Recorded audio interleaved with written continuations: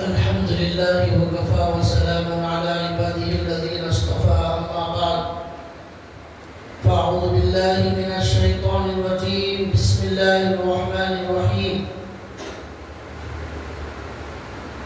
وسيق الذين اتقوا ربهم إلى الجنة زمرا حتى إذا جاءوها وفتحت أبوابها وقال لهم خزنتها سلام عليكم طبتم فادخلوها خالدين وقالوا الحمد لله الذي صدقنا وعده وأورثنا الأرض نتبوأ من الجنة حيث نشاء فنعم أجر العاملين رب اشرح لي صدري ويسر لي أمري واحلل عقدة من لساني يفقهوا قولي سبحانك لا علم لنا إلا ما علمتنا إنك أنت العليم الحكيم اللهم صل على محمد في أول كلامنا اللهم صل على محمد في أوسط كلامنا اللهم صل على محمد في آخر كلامنا صدق الله العظيم. محترم دینی بھائیوں، قرآن کریم کی ایک آیت میں نے آپ کے سامنے تلاوت کی ہے. آج سے 1 سال پہلے برابر ایک عنوان شروع کیا تھا. وہ عنوان قیامت کے بارے میں تھا. جو لوگ پہلے آ کر بیٹھتے ہیں، آپ سب لوگ، ان کو معلوم ہے کہ 1 سال پہلے قیامت کے عنوان سے بیان شروع کیا گیا تھا. اس میں ترتیب سے بہت ساری تفصیلات آپ کے سامنے بتائی گئی. قیامت کی علامتوں کا بیان ہوا، چھوٹی علامتوں کا، پھر بڑی علامتوں کا، امام مہدی کا، پھر دجال کا، عیسیٰ علیہ السلام کا، پھر قیامت کب آئے گی، کیسے آئے گی، پھر قیامت میں کیا پریشانیاں ہوں گی، اعمال کیسے تولے جائیں گے. یہ بہت ساری تفصیلات آپ کے سامنے آئی. پھر جہنم کا ذکر آیا. اب صرف جنت کا ذکر باقی ہے. یہ جنت کے عنوان پر یہ ہمارا جو 1 سال کا عنوان ہے وہ ختم ہو جائے گا. اب آپ کے سامنے قیامت کی جو بہت اہم چیز ہے، بہت اہم نعمت ہے جنت، اس کے بارے میں 2-4 جمعہ میں اس کی تفصیل بتا دی جائے گی تاکہ یہ عنوان ہمارا مکمل ہو جائے. قرآن کریم کی ایک آیت میں نے آپ کے سامنے تلاوت کی ہے. اللہ تعالیٰ نے قرآن کریم میں جس طرح جہنم سے ڈرایا ہے، جہنم کے عذابات سے ڈرایا ہے، جہنم کے سانپ اور بچھو سے ڈرایا ہے، وہاں کی آگ سے ڈرایا ہے، اسی طرح اللہ تعالیٰ مومنوں کو کامیاب کرنے کے لیے، ان کو جنت میں داخل کرنے کے لیے جنت کی نعمتوں کی خوشخبری بھی اللہ نے سنائی. ہمارے نبی کا لقب بشیر بھی ہے، نذیر بھی ہے. نذیر کے معنی ڈرانے والے، جہنم سے ڈرا کر لوگوں کو اللہ کی طرف بلانے والے تاکہ لوگ ڈر کر آ جائیں. پھر ہمارے نبی کا لقب بشیر بھی ہے. بشیر کے معنی خوشخبری دینے والے. ہمارے نبی کبھی جنت کی خوشخبری کے ذریعے لوگوں کو اللہ کی طرف بلاتے ہیں، کبھی جہنم سے ڈرا کر لوگوں کو اللہ کی طرف بلاتے ہیں. جو بچے پڑھتے ہیں اسکول میں، مدرسے میں، وہ 2 قسم کے ہوتے ہیں. کچھ لوگ ڈر کر پڑھتے ہیں اور کچھ لوگ شوق سے پڑھتے ہیں. تو اسی طرح انسانوں میں بھی 2 قسمیں ہیں. کچھ لوگ جنت کے شوق میں عبادت کریں گے، کچھ جہنم کے خوف میں عبادت کریں گے. بہرحال کسی نہ کسی طرح انسانوں کا بیڑا پار ہو جائے، چاہے جہنم کے خوف سے یا جنت کے شوق سے. تو قرآن کریم کی جو آیت میں نے آپ کے سامنے پڑھی ہے، اس میں اللہ تعالیٰ فرماتے ہیں وَسِيقَ الَّذِينَ اتَّقَوْا رَبَّهُمْ إِلَى الْجَنَّةِ زُمَرًا. کل قیامت کے دن جب نام اعمال تولا جائے گا، حساب و کتاب سب ختم ہو جائے گا، جہنمیوں کو جہنم بھیج دیا جائے گا، تو اللہ تبارک و تعالیٰ جو جنت میں جانے وہ دیکھیں گے کہ دنیا کے اندر جتنے بھی جھوٹے خداؤں کو ماننے والے تھے، کسی نے انسان کو خدا بنا لیا تھا، کسی نے نبیوں کو خدا بنا لیا تھا، کسی نے درختوں کو خدا بنا لیا تھا، کسی نے چاند اور سورج کو خدا بنا لیا تھا. تو اللہ تعالیٰ نبیوں کے علاوہ، نبی کو تو جنت میں جانا ہے، نبی کے علاوہ جن غلط چیزوں کو لوگوں نے خدا بنا لیا تھا، ان لوگوں کو ان کے خدا کے ساتھ جہنم میں پھینک دیں گے. اب اللہ تعالیٰ کہیں گے کہ اب دنیا میں جو بھی جھوٹے خدا کو ماننے والے تھے وہ سب ان کے خداؤں کے ساتھ جہنم میں جا چکے ہیں. اب صرف جنت میں جانے والے موجود ہیں اور ان کا صحیح سچا معبود اللہ تعالیٰ کی ذات. اللہ تعالیٰ کہیں گے کہ سب جھوٹے خدا اور ان کے ماننے والے جہنم میں چلے گئے. اب اللہ تبارک و تعالیٰ کی ذات وہاں پر لوگوں کے سامنے قرآن کریم کہتا ہے کہ اللہ کی پنڈلی کا نور ظاہر کیا جائے گا. اب اللہ کی پنڈلی کا نور کیا ہے یہ اب ہم دنیا میں نہیں سمجھ سکتے، یہ اللہ ہی جانتے ہیں کیا مطلب ہے. یوم یکشف عن ساق، قرآن کہتا ہے پنڈلی کو ظاہر کیا جائے گا. اب وہ پنڈلی سے مراد کیا ہے وہ اللہ جانتے ہیں. تو اس وقت سارے کے سارے ایمان والے سجدے میں گر جائیں گے اللہ تعالیٰ کے سامنے. لیکن قرآن کریم کہتا ہے کہ جو لوگ دنیا میں اللہ کو ماننے والے نہیں تھے، ایسے لوگوں کی کمر کو سیدھا کر دیا جائے گا، وہ اللہ کے سامنے سجدہ نہیں کر سکیں گے. جو لوگ مانتے تھے وہ سجدے میں گر جائیں گے، نہ ماننے والے سیدھا کھڑے رہیں گے، وہ جھک نہیں سکتے. جو دنیا میں جھکنے تیار نہیں تھا وہاں بھی اسے جھکنے کی توفیق نہیں ہوگی. ایسے لوگوں کو بھی جہنم میں ڈال دیا جائے گا. اب اللہ تبارک و تعالیٰ لوگوں کو جنت میں داخل کرنا شروع کریں گے. اس کا منظر اللہ نے اس آیت میں بتایا، وَسِيقَ الَّذِينَ اتَّقَوْا رَبَّهُمْ إِلَى الْجَنَّةِ زُمَرًا. جنتی لوگوں کو جنت کے پاس لایا جائے گا. لیکن یہاں ایک جملہ، ایک نقطہ یاد رکھنے کا ہے، وہ یہ ہے کہ اللہ نے یہاں یہ کہا کہ مسلمانوں کو جنت کی طرف لایا جائے گا، یہ نہیں کہا. مومنوں کو لایا جائے گا، یہ بھی نہیں کہا. کلمہ پڑھنے والوں کو لایا جائے گا، یہ بھی نہیں کہا. حج کرنے والوں کو جنت کے قریب لایا جائے گا، یہ بھی نہیں کہا. بلکہ کیا کہا ہے؟ قرآن کریم کا ایک ایک جملہ، ایک ایک لفظ بڑا قیمتی ہوتا ہے، اسے اچھی طرح سمجھنے کی ضرورت ہے. اللہ نے یہاں کہا وَسِيقَ الَّذِينَ اتَّقَوْا رَبَّهُمْ. جو لوگ دنیا میں اپنے پروردگار سے ڈرتے تھے، ڈر کر زندگی گزارتے تھے، جن کا نام متقی ہے، اللہ کے ڈر سے، گناہوں سے بچنے والا، ایسے لوگوں کو جنت کے قریب لایا جائے گا. معلوم ہوا کہ قرآن کریم میں جنت میں جانے والوں کا جو ذکر کیا گیا ہے اس میں سب سے زیادہ متقی لوگوں کا ذکر کیا گیا ہے. اللہ نے کہا جو اللہ سے ڈر کر زندگی گزارنے والے، ان کو جنت کے قریب لایا جائے گا. ایک جگہ اللہ نے کہا اعدت للمتقین، متقیوں کے لیے جنت کو تیار کیا گیا ہے. یہاں بھی متقی کا لفظ ہے. اللہ کو ڈر کر آنکھ کا استعمال صحیح کرے، کانوں کے استعمال میں اللہ سے ڈرے، اور حلال حرام میں اللہ سے ڈرے، سچ اور جھوٹ بولنے میں اللہ سے ڈرے، لوگوں کے حقوق ادا کرنے میں اللہ سے ڈرے. اللہ سے ڈر کر جو زندگی گزارے گا وہ جنت کے زیادہ مستحق. ایک اور ایک آیت اللہ نے کہا ثم ننجی الذین اتقوا، ہم ان لوگوں کو نجات دیں گے جو اللہ سے ڈرنے والے، متقیوں کو نجات دیں گے. یہ بہت اہم بات ہے. قرآن کریم میں ایسی کئی آیتیں ہیں وہاں پر جنت کے حقدار ان لوگوں کو کہا گیا ہے جو اللہ سے زیادہ ڈرنے والے اور گناہوں سے بچنے والے.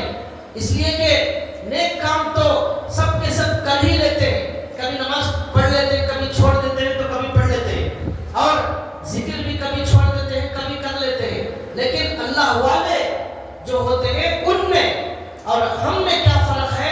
اللہ اللہ والے گناہوں کے قریب نہیں جاتے، وہ اپنی آنکھوں کو غلط استعمال نہیں کرتے، اپنی زبان سے بولنے سے پہلے وہ سوچ کر بولتے، سننے سے پہلے وہ فیصلہ کرتے ہیں کیا سننا ہے کیا نہیں سننا ہے۔ اللہ تعالیٰ دیکھ رہے ہیں، اللہ ہمارے ساتھ ہیں، اس کا احساس ان کے دل میں ہوتا ہے۔ اللہ نے فرمایا وَهُوَ مَعَكُمْ أَيْنَمَا كُنتُمْ، وہ اللہ تمہارے ساتھ ہے تم جہاں چاہے رہو۔ ایک جگہ اللہ نے کہا ان اللہ یحول بین المرء وقلبہ، انسان اور اس کے دل کے درمیان میں اللہ کی ذات ہے، ہمارے دل میں خیال آنے سے پہلے وہ اللہ کو معلوم ہو جاتا ہے۔ ایسے اللہ تعالیٰ زبردست علم رکھنے والے، تو اس لیے جنت کے حقدار قرآن کریم میں جن لوگوں کو سب سے زیادہ بتایا گیا ہے وہ گناہوں سے بچنے والے۔ ایک حدیث میں اللہ کے نبی نے فرمایا گناہوں اتق المحارم، گناہوں سے بچو تکن اعبد الناس، تو سب سے زیادہ عبادت کرنے والے بن جاؤ گے۔ سب سے بڑا عبادت گزار کون ہے؟ جو سب سے زیادہ گناہوں سے بچتا ہے، وہ سب سے بڑا عبادت گزار۔ تو بہرحال یہ آیت بتا رہی ہے وَسِيقَ الَّذِينَ اتَّقَوْا رَبَّهُمْ إِلَى الْجَنَّةِ زُمَرًا، جنت کے قریب اللہ سے ڈرنے والوں کو لایا جائے گا زمرہ، جماعت در جماعت کی شکل میں لایا جائے گا۔ یہ تہجد پڑھنے والوں کی جماعت، یہ ذکر کرنے والوں کی جماعت، یہ قرآن پڑھنے والوں کی جماعت، یہ دین کی خدمت کرنے والوں کی جماعت، یہ صدقہ کرنے والوں کی، اس طرح الگ الگ جماعتوں کو جنت کے قریب لایا جائے گا۔ حتی اذا جاؤوها وفتحت ابوابها، جب جنت کے قریب جنتی آئیں گے اللہ کہتے ہیں وفتحت ابوابها، یہاں وہ کا اضافہ کر دیا اللہ تعالیٰ نے۔ ایک ایک حرف بھی قرآن کریم کا بہت بڑے معنی پیدا کرتا ہے۔ یہ اللہ کا کلام ہے، اللہ کی شان وہ کلام ہے۔ اللہ کہتے ہیں اس حال میں کہ جنت کے دروازے پہلے سے اوپن ہوں گے، جنت کے دروازے پہلے سے کھلے ہوئے ہوں گے، ان کا استقبال کرنے کے لیے وہاں پر فرشتوں کی جماعت ہوگی، جنت کا داروغہ ہوگا، وہاں پر استقبال کے لیے پہلے سے ڈور اوپن ہوگا۔ وفتحت ابوابها وقال لهم خزنتها، اور وہاں جنت کا جو داروغہ ہے، جو ذمہ دار ہے، وہ کہے گا سلام علیکم، اے جنت کے لوگوں، اے جنت میں جانے والوں، سلام علیکم، تم پر سلامتی ہو، تم نے بہت اچھے کارنامے انجام دیے، تم بڑے خوش نصیب ہو، تم نے بڑے اچھے اعمال کیے، فادخلوها خالدین۔ اب جنت میں انٹری ہو رہی ہے، ابھی اندر کیا کیا ہے وہ ابھی دیکھا نہیں، ابھی جنت میں داخلے کا منظر بتایا جا رہا ہے۔ دیکھا ان کے ہاتھ میں سرٹیفکیٹ ہے، وہ جنت والا دیکھ رہا ہے کہ ان کو کون سا درجہ دیا گیا ہے، کون ہے، اس کی پوری تفصیل اس کے اندر لکھی ہوئی ہے۔ اور ایک جگہ قرآن کہتا ہے، اللہ نے فرمایا کہ ایسی جنت ہم نے بنائی ہے، اس جنت کو جنتی اچھی طرح پہچانتا ہے، پہلے سے جانتا ہے۔ دنیا میں کسی کا گھر تلاش کرنے کے لیے پوچھنا پڑتا ہے، کسی نئے ملک میں جا کر اپنا ٹھکانہ، اپنا محلہ معلوم کرنے کے لیے پوچھنا پڑتا ہے، ایسا نہیں ہوگا۔ جنت چونکہ ہمارے باپ کا گھر ہے، وہاں ہمارے باپ ایک زمانے میں تھے آدم علیہ السلام، تو آدمی کبھی باپ کا گھر نہیں بھولتا، اسے تلاش کرنے میں پریشانی نہیں ہوتی۔ اس لیے اللہ نے قرآن میں کہا عرفہا لہم، عرفہا لہم، ایسی جنت ہم نے بنائی ہے جس کو جنت میں جانے والا اچھی طرح جانتا ہے، اچھی طرح پہچانتا ہے، اسے تلاش کرنے کی ضرورت نہیں۔ اس میں ایک سوال کا جواب دیا اللہ نے، کروڑوں انسان ہوں گے، ان کی کروڑوں جنتیں ہوں گی، تو ہماری جنت کا ایڈریس کیسا پوچھیں گے؟ کون بتائے گا ہمارا ایڈریس؟ وہاں گوگل میپ بھی نہیں ہوگا، تو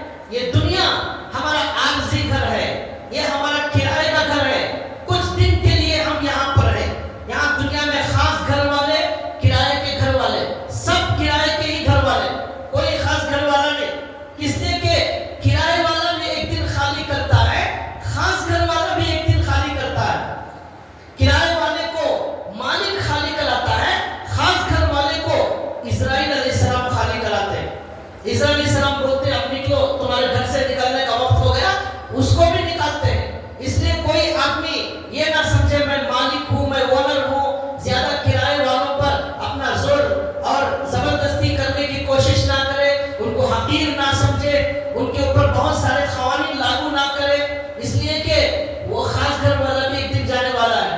ایک واقعہ یاد ہے، ایک بادشاہ کا محل تھا، ابراہیم بن ادہم پہلے بادشاہ تھے، بعد میں اللہ والے ہو گئے، ان کا محل تھا۔ تو ایک مسافر ایک بیگ لے کر سیدھا محل میں آ گئے، محل میں آ کر بیچ میں بستر بچھانے لگا سونے کے لیے۔ محل ہے، بادشاہ بیٹھے ہیں، پورے وزراء اور امراء سب بیٹھے ہوئے، بیچ میں ایک آدمی بستر بچھا رہا ہے سونے کے لیے محل میں۔ لوگوں نے کہا کون بے وقوف آ گیا ہے ہمارے محل میں؟ تو اس نے بادشاہ سے کہا یہ تو مسافر خانہ ہے، یہ محل نہیں ہے، یہاں مسافر آتے جاتے ہیں، اس لیے میں بھی مسافر ہوں، سونے کے لیے بستر لگا رہا ہوں، کچھ دیر کے بعد میں چلا جاؤں گا جب نیند ہو جائے گی۔ تو بادشاہ نے کہا یہ مسافر خانہ نہیں، یہ میرا محل ہے۔ اس نے کہا تمہارے سے پہلے اس محل میں کون تھا؟ اس نے کہا میرا باپ تھا۔ اس سے پہلے کون تھا؟ اس کا باپ تھا۔ اس سے پہلے اس کا باپ۔ تو اس بستر لگانے والے نے کہا اسی کو مسافر خانہ کہتے ہیں، جہاں لوگ آتے جاتے رہتے ہیں، یہاں جہاں لوگ آتے جاتے رہتے ہیں اسی کو مسافر خانہ کہتے ہیں۔ تمہارا باپ تھا، کبھی دادا تھا، کبھی پردادا تھا، اب آپ ہیں، آپ بھی تشریف لے جائیں گے۔ اسی طرح مسافر خانہ ہوتا ہے، کوئی محل نہیں ہوتا، سب مسافر خانے۔ اللہ کے نبی نے فرمایا کن فی الدنیا کأنک غریب او عابر سبیل، دنیا میں مسافر کی طرح رہو، یہ ہمارے نبی نے کہا۔ تو ابراہیم بن ادہم جو بادشاہ تھے ان کی آنکھ کھل گئی، انہوں نے سوچا واقعی میں تو اسے محل سمجھتا تھا، یہ تو مسافر خانہ ہے جہاں لوگ آتے جاتے۔ پھر ان کی آنکھیں کھل گئی، پھر وہ توبہ کیے اور اللہ کے ولی بہت بڑے اللہ والے بن گئے۔ تو بہرحال یہ مسافر خانہ ہے۔ تو بہرحال کرائے والے اور خاص گھر والے سب کے سب ایک دن خالی کر کے ایک دن یہاں سے جانے والے ہیں۔ تو قرآن کریم کی ایک اور آیت ہے جس میں اللہ نے کہا ارجعی الی ربک راضیۃ مرضیہ فادخلی فی عبادی وادخلی جنتی۔ جب روح نکالنے کے لیے فرشتے آئیں گے، نیک انسان کی روح نکالی جائے گی تو فرشتے کہیں گے ارجعی الی ربک راضیۃ مرضیہ، خوشی خوشی اپنے پروردگار کی طرف واپس چلو۔ یہاں جو لفظ آیا ہے قرآن کریم میں وہ ہے ارجعی، واپس چلو۔ یہاں یہ بھی ہو سکتا تھا اذهبی، تم جاؤ یہاں سے، ایسا نہیں کہا جا رہا ہے، بلکہ واپس چلو۔ واپس چلو کب کہا جاتا ہے؟ جب ہم اپنی اصلی منزل سے عارضی وقت کے لیے یہاں آئے ہیں تو کہا جاتا ہے اب ہمارا کام یہاں ہو گیا، اب واپس چلو۔ بنگلور سے عمرہ کرنے گئے ہیں تو عمرہ ختم ہو گیا تو کیا کہیں گے؟ واپس بنگلور چلو، اس لیے کہ وہاں مکے میں رہنا نہیں ہے، 15 دن کے لیے گئے تھے، واپس یہی آ جانا ہے۔ تو اس طرح اللہ نے یہاں کہا ارجعی الی ربک، ہم جنت سے آئے ہیں تو اللہ کہہ رہے ہیں روح نکالتے ہو، واپس اب جنت میں چلو، تمہارے باپ کا وہ گھر ہے۔ ارجعی الی ربک راضیۃ مرضیہ، وہ اللہ تم سے راضی ہے، تم اللہ سے راضی ہو، اس حال میں واپس چلو۔ تو اللہ تعالیٰ نے یہاں کیا کہا؟ وَفُتِحَتْ أَبْوَابُهَا فَادْخُلُوهَا خَالِدِينَ۔ تو جنت میں جب داخل ہوں گے تو جنت میں جب داخلے کا وقت آئے گا تو جنت کے جو دربان جو داروغہ ہیں وہ کیا کہیں گے؟ سلام علیکم، تم پر سلامتی ہو، تم نے بہت اچھے اچھے اعمال کیے، فَادْخُلُوهَا خَالِدِينَ، اب اس جنت میں تم داخل ہو جاؤ ہمیشہ ہمیشہ کے لیے۔ جنت کی جو سب سے بڑی خوبی، جو سب سے بڑی نعمت وہ یہ ہے کہ وہاں ہمیشہ ہمیشہ رہنا ہے۔ فَادْخُلُوهَا خَالِدِينَ، اللہ نے کہا جنت میں داخل ہو جاؤ اس حال میں کہ ہمیشہ ہمیشہ وہاں رہنا ہے، کبھی بھی نہیں نکالا جائے گا۔ 1000 سال، لاکھ سال، کروڑوں سال، چاہے جتنے بھی سال گزر جائے لیکن جنت سے کبھی نہیں نکالا جائے گا۔ تو اس لیے یہاں پر اللہ تعالیٰ نے خالدین کا، ہمیشہ ہمیشہ رہنے والے۔ قرآن کریم میں ایک اور آیت ہے 12ویں پارے میں، وہاں اللہ تعالیٰ نے یہ کہا وَأَمَّا الَّذِينَ سُعِدُوا فَفِي الْجَنَّةِ خَالِدِينَ فِيهَا، کیا ہے؟ مَا دَامَتِ السَّمَاوَاتُ وَالْأَرْضُ إِلَّا مَا شَاءَ رَبُّكَ، یہ 12ویں پارے کی آیت۔ اس ایک آیت میں اللہ یہ بتا رہے ہیں کہ جنتی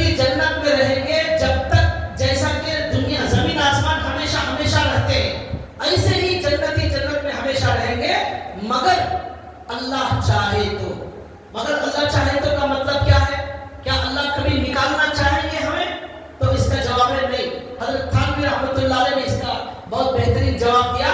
وہ جواب یہ دیا کہ دیکھو اللہ بھی ہمیشہ ہمیشہ رہنے والے ہیں اور انسان بھی مومن بھی جنت میں ہمیشہ ہمیشہ رہنے والا ہے. لیکن ان میں فرق یہ ہے کہ انسان جو مومن جنت میں ہمیشہ ہمیشہ رہیں گے وہ اللہ کے چاہنے کی وجہ سے رہیں گے, اللہ کی مرضی ہونے کی وجہ سے رہیں گے, اللہ کی اجازت سے رہیں گے. اور اللہ جو ہمیشہ ہمیشہ رہنے والے ہیں وہ کسی کی اجازت کی اللہ کو ضرورت نہیں. اللہ خود ایسی طاقت والے ہیں, وہ ہمیشہ سے ہیں, ہمیشہ رہیں گے. یہ حضرت تھانوی نے نقطہ بتایا کہ یہاں اس آیت میں اللہ نے جو کہا اللہ جب تک چاہیں گے تب تک رہیں گے, یعنی ہمارا ہمیشہ ہمیشہ رہنا اللہ کے چاہنے کی وجہ سے, اللہ کی اجازت دینے کی وجہ سے. اور اللہ جو ہمیشہ ہمیشہ رہیں گے اللہ کو کسی کی اجازت کی ضرورت نہیں. یہ فرق بتانے کے لیے یہاں اللہ تعالیٰ نے ما شاء ربک, اللہ چاہے, چاہت کا لفظ اس میں بڑھا ہے. ورنہ اللہ کا قانون یہ ہے ہمیشہ ہمیشہ کی جنت دی جائے گی. وہ اسے کبھی ختم ہونے والی وہ جنت نہیں ہے, اسے کبھی خاتمہ نہیں, اسے کبھی زوال نہیں, وہ نعمتیں کبھی چھین جانے والی نہیں. ایک اعلان ہوگا جنت میں, ایک اعلان, پورے کے پورے جنتی لوگ متوجہ ہو جاؤ, ایک ضروری اعلان سنو. کیا اعلان ہوگا؟ وہ اعلان یہ ہوگا کہ آج یہ اعلان کیا جا رہا ہے کہ اب جنت میں جو لوگ ہیں وہ ہمیشہ ہمیشہ جنت میں رہیں گے. پھر اعلان ہوگا جو جوانی آپ کو ملی ہوئی ہے وہ جوانی ہمیشہ ہمیشہ کے لیے دی گئی ہے, اب کبھی بڑھاپا آنے والا نہیں ہے. اب جو صحت ہے اب کوئی اس میں بیماری آنے والی نہیں, اب جو زندگی ہے اس کے بعد کوئی موت آنے والی نہیں. ایسی زندگی, ایسی صحت, ایسی جوانی, ایسے گھر, ایسے باغات, ایسی نہریں, ایسی چیزیں دی گئی ہیں جو کبھی تمہارے سے چھینی نہیں جائے گی. یہاں جو کچھ دنیا میں ہے وہ وقتی اور عارضی ہے.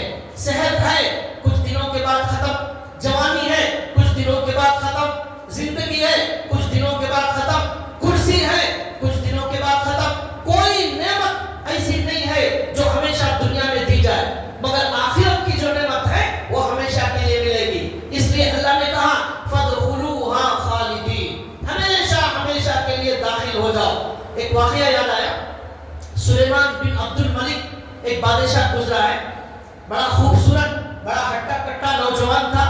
اپنے دربار میں آ کر محل میں بیٹھا, سارا محل بھرا ہوا ہے اور بڑا خوبصورت تھا, بڑے شاندار قیمتی کپڑے پہنے اور بالوں میں خوشبو لگائی اور شاندار استقبال میں آ کر کرسی پر بیٹھا. بیٹھ کر اس نے لوگوں کو دیکھ کر کہا کہ میں کیسا لگ رہا ہوں, میرے کپڑے کیسے ہیں؟ تو سب لوگوں نے تعریف کی, ماشاءاللہ آپ بڑے حسین, آپ کے بال بڑے خوبصورت, آپ کے کپڑے بڑے شاندار, آپ کی خوشبو بڑی شاندار, آپ کا محل بڑا شاندار, سب کچھ بہت شاندار ہے. سلیمان بن عبد الملک نے خوش ہو گیا. اس کی ایک باندی تھی, اس سے کہا کہ تم نے کچھ نہیں کہا. تو اس بادشاہ نے کہا تم نے کچھ نہیں کہا, میں کیسا لگ رہا ہوں؟ اس نے چند اشعار پڑھے, عربی میں اشعار. اس اشعار میں اس نے کہا میں بھی کچھ کہنا چاہتی ہوں, وہ یہ ہے انت نعم المتاع لو كنت تبقى غیر ان لا بقاء للانسان وانت خلو من العیب ومما يكره الناس غیر انك فانی. اس نے عربی میں اشعار کہے, اس کا مطلب یہ ہے کہ اس نے بادشاہ سے کہا کہ اے بادشاہ سلامت, انت نعم المتاع, آپ بہت ساری خوبیوں کے مالک ہیں, آپ کے پاس دولت ہے, آپ کے پاس شہرت ہے, آپ کے پاس کرسی ہے, آپ کے پاس خادم ہے, آپ کے پاس محل ہے, سب کچھ ہے, کوئی چیز کوئی کمی نہیں ہے, جوانی ہے, سب کچھ اللہ نے دیا ہے. غیر, اس نے کہا لیکن ایک عیب آپ کے اندر ایسا ہے جس نے آپ کی ساری خوبیوں پر پانی پھیر دیا. اس نے کہا کہ آپ میں کوئی عیب نہیں ہے. بہت سارے لوگ غریب ہیں, آپ غریب نہیں. بہت سارے لوگ بد شکل ہیں, آپ خوبصورت. بہت سارے لوگ بیمار ہیں, آپ صحت مند. بہت سارے لوگ بوڑھے ہیں, آپ جوان. کسی کے پاس حکومت نہیں, آپ کے پاس حکومت ہے. سب ہے. لوگ جس سے نفرت کرتے ہیں ایسا کوئی عیب آپ کے پاس نہیں ہے.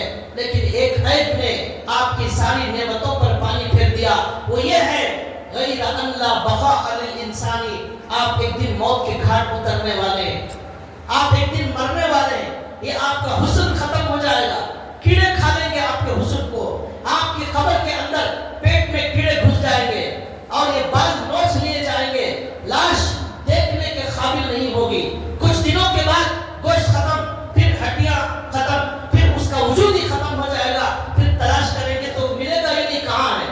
یہ عیب نے آپ کی ساری خوبیوں پر پانی پھیر دیا ہے۔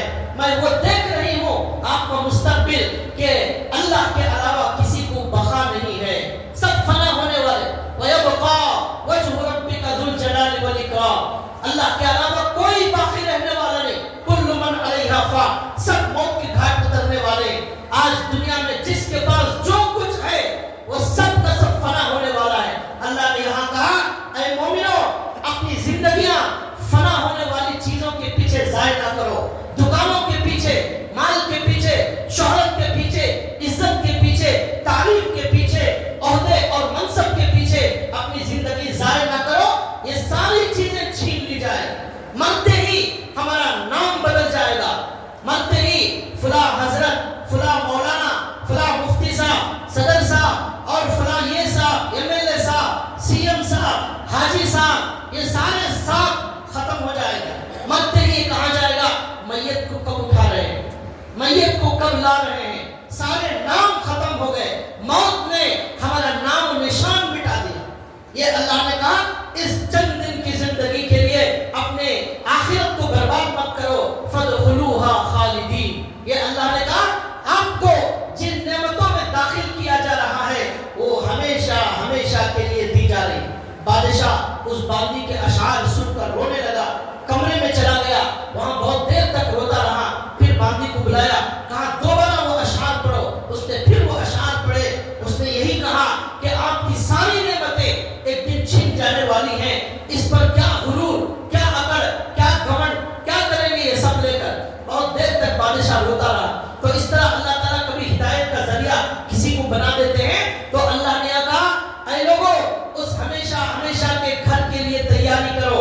یہاں گھر بنانا بڑا مشکل کام، بہت سارے لوگ دنیا میں یہ تمنا دل میں لے کر گزر جاتے ہیں کاش ہمارا بھی کوئی گھر ہوتا، مگر ان کی وہ تمنا کبھی پوری نہیں ہوتی۔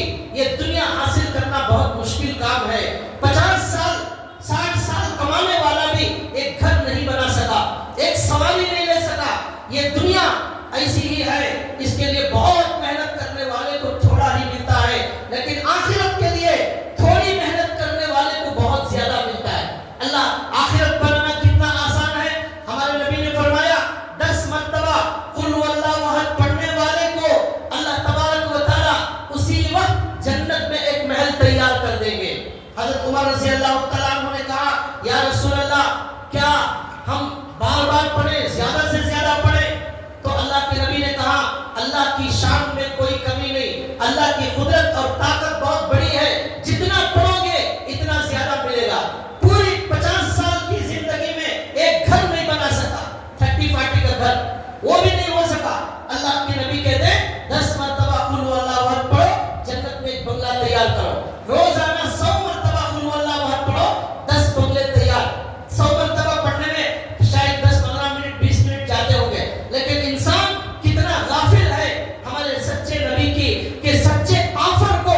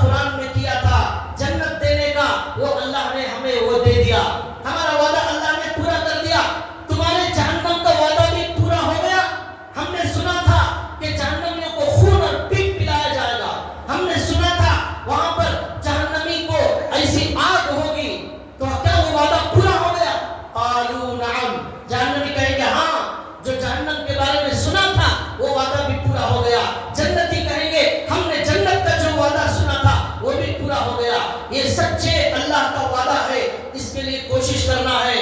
تو بھائیو میں نے کہا فَادْخُلُوهَا خَالِدِينَ، کیا کہیں گے اللہ؟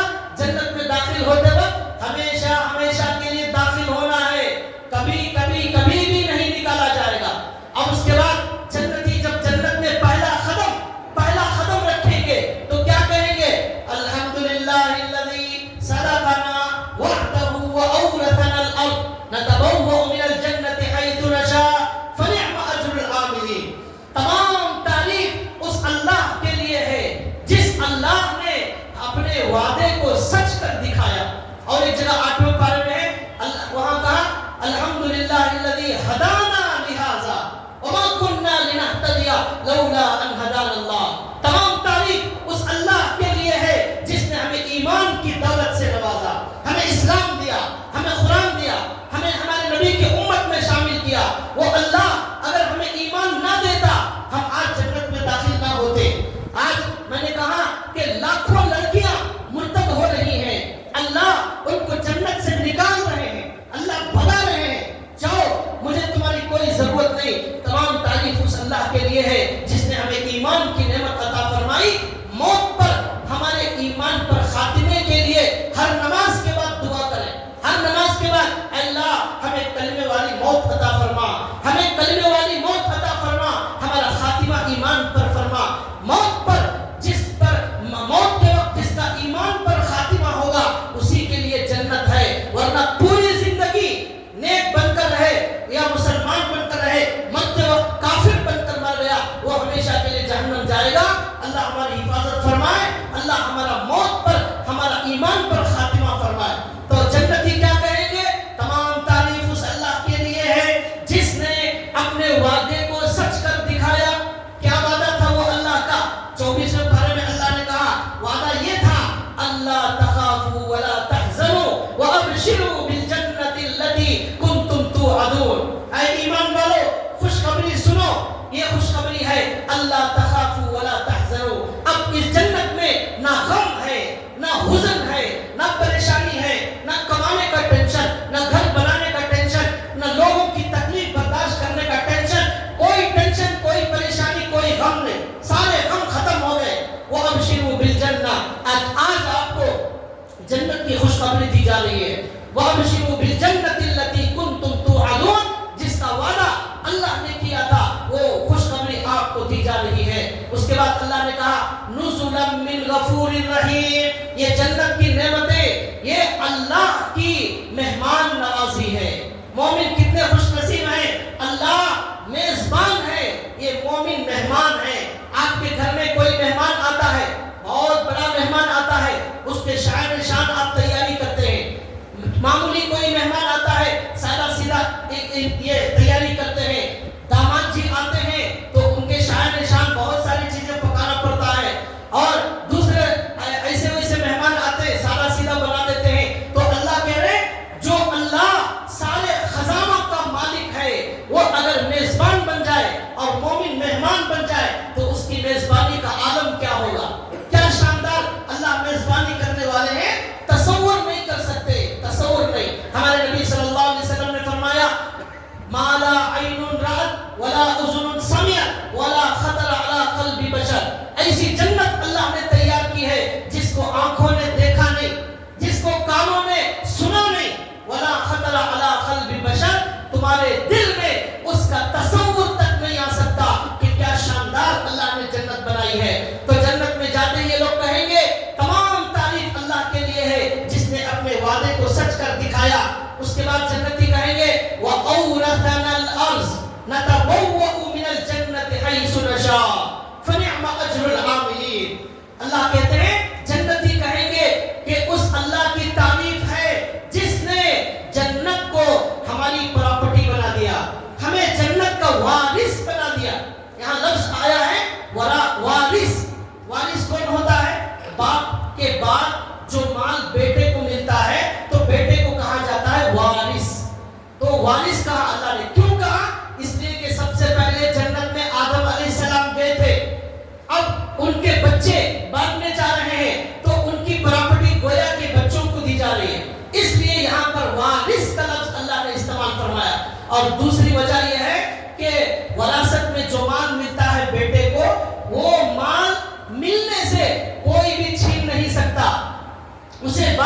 ضرور ملے گا، کوئی چھین نہیں سکتا. اسی طرح جنت بھی مومنوں کو ضرور ملے گی، اس کے اندر کوئی شک و شبے کی گنجائش نہیں. اور اللہ نے یہاں یہ نہیں کہا جنت قرض میں دی جا رہی ہے، عاریتاً دی جا رہی ہے، ہبا کیا جا رہا ہے، نہیں، وراثت میں دیا جا رہا ہے. جیسے بیٹے کو باپ رجسٹر کر کے پرماننٹ دے دیتا ہے، اس کی ہو گئی، کورٹ کے اندر بھی اگر فیصلہ ہوگا باپ نہیں ہے تو وہ زمین خود بخود بیٹے کے نام پر آ جائے گی، تو بیٹا اس کا مالک. اسی طرح اللہ نے کہا جیسے بیٹے کو پرماننٹ جنت وہ زمین دی جاتی ہے، اس طرح جنت بھی پرماننٹ دی جا رہی ہے، یہ اللہ نے کہا.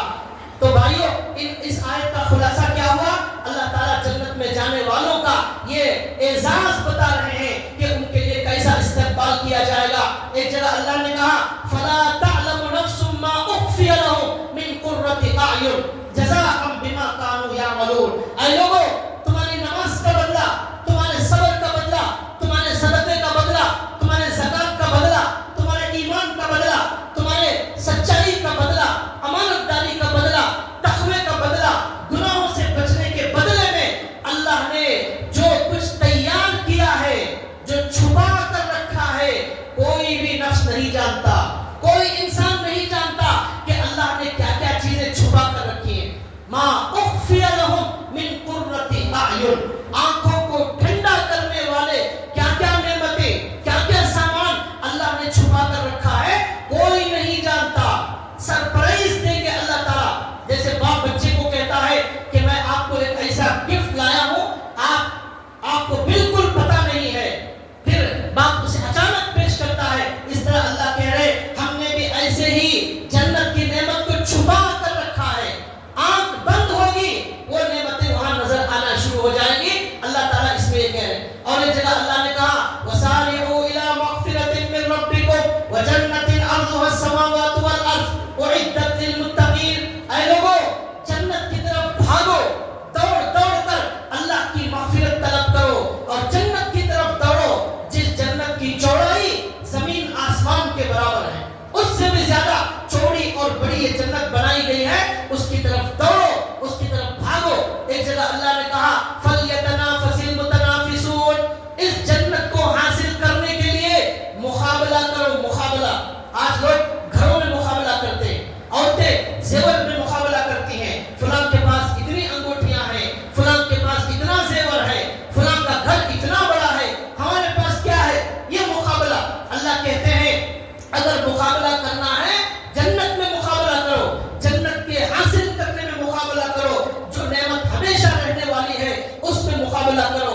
ہمارے نبی صلی اللہ علیہ وسلم نے حدیث میں فرمایا کہ جو آدمی 3 مرتبہ اللہ سے جنت طلب کرتا ہے، جنت خود اللہ سے درخواست کرتی ہے اے اللہ اس کو جنت عطا فرما.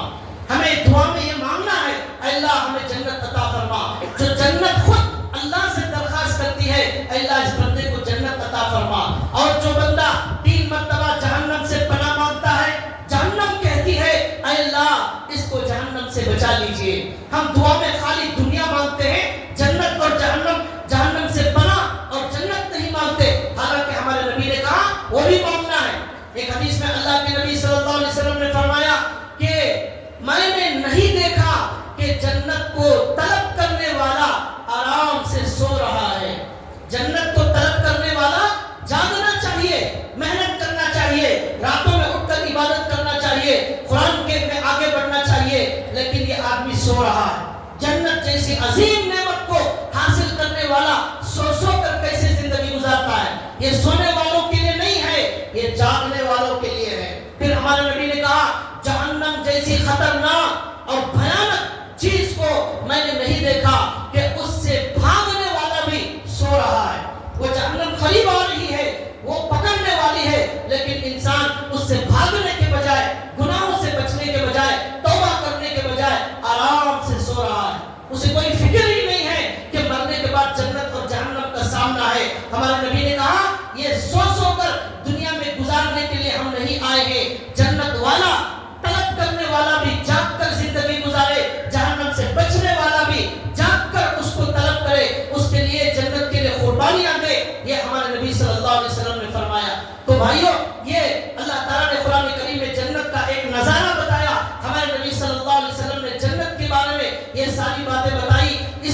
نبی نے کہا کہ اس جنت کو اللہ نے تیار کر دیا ہے. بعض لوگ کہتے ہیں، وہ گمراہ لوگ ہیں، کہ جنت ابھی تیار نہیں ہے بلکہ اللہ قیامت میں تیار کریں گے. لیکن تمام علماء، تمام صحابہ، تمام تابعین کا یہ مسلک ہے قرآن حدیث کی روشنی میں کہ اللہ نے جنت کو تیار کر دیا ہے. اس وقت وہ جنت موجود ہے. اس کی دلیل یہ ہے کہ قبر کے اندر حدیث میں ہمارے نبی صلی اللہ علیہ وسلم نے فرمایا، جب بندے کو قبر میں رکھا جاتا ہے تو جنت والے کو اس کی جنت روزانہ صبح اور شام میں دکھائی جاتی ہے. قبر میں دیکھو یہ جنت تمہارا ٹھکانہ ہے، اور اس سے کہا جاتا ہے کہ اب اللہ تعالیٰ تمہیں اس میں بھیجنے والے ہیں. اس کی خوشی کا کوئی ٹھکانہ نہیں ہوتا. اور جو جہنمی ہے اسے دکھایا جاتا ہے کہ یہ جہنم تمہارا ٹھکانہ ہے. تو اس سے معلوم ہوا جنت اور جہنم اللہ نے تیار کر دی ہے. اور ایک حدیث میں آتا ہے ہمارے نبی صلی اللہ علیہ وسلم مصلی پر کھڑے ہوئے نماز پڑھا رہے ہیں، کبھی آگے جاتے ہیں، کبھی ہمارے نبی پیچھے آتے ہیں. تو صحابہ نے پوچھا، یا رسول اللہ آپ نماز میں کبھی آگے جاتے تھے کبھی پیچھے آتے تھے، اس کی کیا وجہ ہے؟ تو ہمارے نبی صلی اللہ علیہ وسلم نے جواب دیا کہ جنت کو میرے سامنے کر دیا گیا. میں نے میری آنکھوں سے جنت کا منظر دیکھا. خلیق تھا کہ میں جنت کے درخت سے کچھ پھل توڑ لیتا، اتنی جنت میرے قریب کر دی گئی. تو جنت جب دکھائی گئی میں آگے بڑھ جاتا تھا. پھر کبھی مجھے نماز میں جہنم دکھائی گئی، اس کے شعلے بھڑکتے ہوئے دکھائے گئے تو اس سے ڈر کر میں پیچھے آ جاتا تھا. تو معلوم ہوا جنت اور جہنم تیار کر دی گئی ہے، ہمارے نبی صلی اللہ علیہ وسلم کو دکھائی گئی. معراج میں ہمارے نبی صلی اللہ علیہ وسلم گئے، وہاں کے جنت کے محلات دیکھے، جہنم کو دیکھا، وہاں کے عذابات کو دیکھ کر ہمارے نبی صلی اللہ علیہ وسلم تشریف لائے. تو بھائیو، اللہ تعالیٰ نے قرآن کریم میں کہا فَلْيَتَنَافَسِ الْمُتَنَافِسُونَ، اس جنت کو حاصل کرنے کے لیے خوب مقابلہ کرو، ایک دوسرے سے آگے بڑھو. کوئی ایک پارہ پڑھتا ہے، ہمیں 2 پارے پڑھنا ہے. ہاں، کوئی آدمی 3 نمازوں کی پابندی کر رہا ہے، ہمیں یہ فیصلہ کرنا ہے ہم 5 وقت کی نمازوں کا اہتمام کریں گے. لوگ مرتد ہو کر ایمان چھوڑ کر جا